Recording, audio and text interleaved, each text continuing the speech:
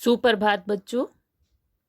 हम कक्षा 4 में हिंदी भाग 1 के अध्याय 5 का अध्ययन करेंगे, जिसका शीर्षक है दशहरा। हमारे भारत में दशहरा बड़ी धूमधाम और उत्साह के साथ मनाया जाता है। दशहरा हमारा देश त्योहारों का देश है। होली, दीपावली, रक्षाबंधन, ईद, क्रिसमस, दशहरा आदि त्योहार संपूर्ण भारत में आनंद और उल्लास के साथ मनाए जाते हैं। दशहरा आदि त्योहार संपूर्ण भारत में आनंद के साथ मनाया जाता है। बच्चे इसमें बहुत उत्साह के साथ भाग लेते हैं। इसमें रावण को बनाकर जलाया जाता है। ये असत्य पर सत्य की विजय का प्रतीक है। बुराई पर अच्छाई का प्रतीक माना जाता है। दशहरा हमारे देश का प्रसिद्ध त्योहार है। यह त्योहार आश्विन मास में शुक्ल पक्ष की 10वीं तिथि को मनाया जाता है। यह वर्षा की समाप्ति तथा शरद के आगमन का सूचक है। मतलब वर्षा ऋतु समाप्त होती है और शरद ऋतु शुरू होती है। दशहरे से पहले 9 दिन की अवधि को नवरात्र कहते हैं। यह शारदीय नवरात्र कहलाते हैं। इन 9 दिनों में बड़ी धूमधाम से मां दुर्गा के 9 रूपों की पूजा की जाती है।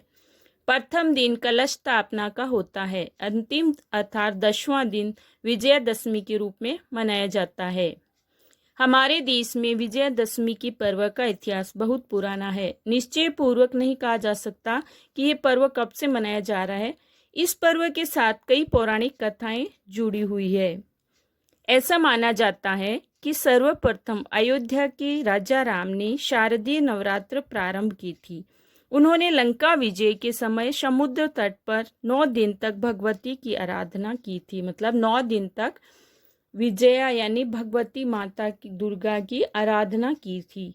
भगवती की कृपा से उनमें अपार शक्ति का संचार हुआ। तत्पश्चात 10वीं के दिन लंका के राजा राक्षस राज रावण का वध करके एक अन्यायी से संसार को मुक्ति दिलाई थी। इसलिए दशहरे को विजयादशमी भी कहा जाता है। यह भी माना जाता है कि इस तिथि को वीर पांडवों ने अन्यायी कौरवों पर विजय प्राप्त की थी। इस तिथि को देवताओं के राजा इंद्र ने वृत्रासुर नाम के दैत्य को हराया था। इस तिथि 10वीं तिथि को विजय नामक मुहूर्त होता है, जो संपूर्ण कार्यों में सिद्धिदायक होता है। अतः प्राचीन काल में राजा लोग इसी दिन अपनी विजय यात्रा आरंभ करते थे। सरस्वती पूजा, शस्त्र पूजा, दुर्गा विसर्जन, नवरात्र पारायण और विजया प्रयाण इस पर्व के महान कर्म है। शास्त्रकारों के अनुसार इस दिन सम्मी वृक्ष यानी खेजड़ी का पूजन किया जाता है। लोगों का विश्वास है कि शमी वृक्ष की पूजा से दृढ़ता और तेजस्विता प्राप्त होती है। इस दिन नीलकंठ पक्षी के दर्शन को भी शुभ माना जाता है। विजयदशमी के पर्व का सबसे बड़ा आकर्षक है रामलीला है। अश्विन मास में शुक्ल पक्ष प्रारंभ होते ही जगह जगह रामलीला होने लगती है। 10वीं के दिन रावण वध के साथ उसका समापन होता है। हमारे देश में रामलीला का इतना प्रचार है कि छोटे बड़े शहरों नगरों में अतिरिक्त गांवों में भी लोग बड़े उत्साह से रामलीला का आयोजन करते हैं। बड़े बड़े शहरों में प्रसिद्ध रामलीला मंडलियों द्वारा रामलीला की जाती है। गांवों में वहां के लोग स्वयं अभिनेता बनकर रामलीला करते हैं। रामलीला का प्रदर्शन प्राय तुलसीदास जी के प्रसिद्ध ग्रंथ रामचरितमानस के आधार पर होता है। मतलब रामचरितमानस में भगवान राम के पूरे जीवन के बारे में बताया गया है। उनको देखकर रामलीला की जाती है। राम जन्म, सीता स्वयंवर, लक्ष्मण परशुराम संवाद, सीता हरण, हनुमान द्वारा लंका दहन, लक्ष्मण मेघनाथ युद्ध रामलीला के आकर्षक प्रसंग होते हैं। रामलीला के दिनों की चहल पहल देखने लायक होती है। देर रात तक दर्शनों का आना जाना लगा रहता है। दर्शक लोग है रात तक आते जाते रहते हैं। विजयादशमी को मेला लगता है। दोपहर से ही सड़कों पर रंग बिरंगी पोशाक पहने महिलाएं, बच्चे, बूढ़े, जवान सभी मेले में जाते दिखाई देते हैं। इस दिन बाजार की रौनक ही बदल जाती है। कई प्रकार की दुकानें, झूले, डोलर सज जाते हैं।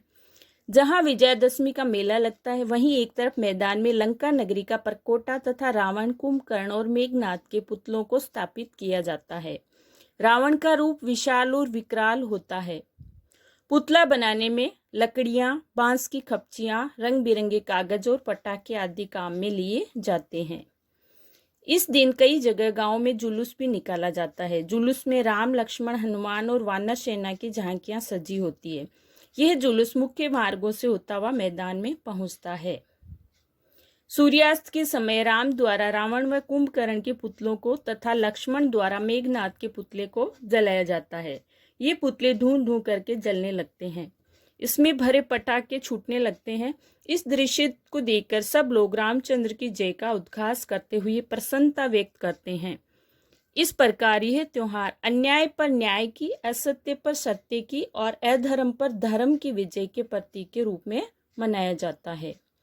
अत्याचारी रावण को प्रतिवर्ष जलते हुए देखकर हमारे मन में यह बात दृढ़ हो जाती है कि अत्याचारी का न केवल अंत ही बुरा होता है, वरन आने वाली पीढ़ियां भी उनके कुकृत्यों को कभी क्षमा नहीं कर सकती।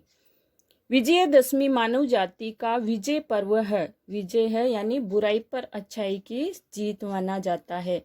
तो ये दशहरे के बारे में हमने पढ़ा। इसको आप फिर से पढ़ना और याद कर लेना। धन्यवाद।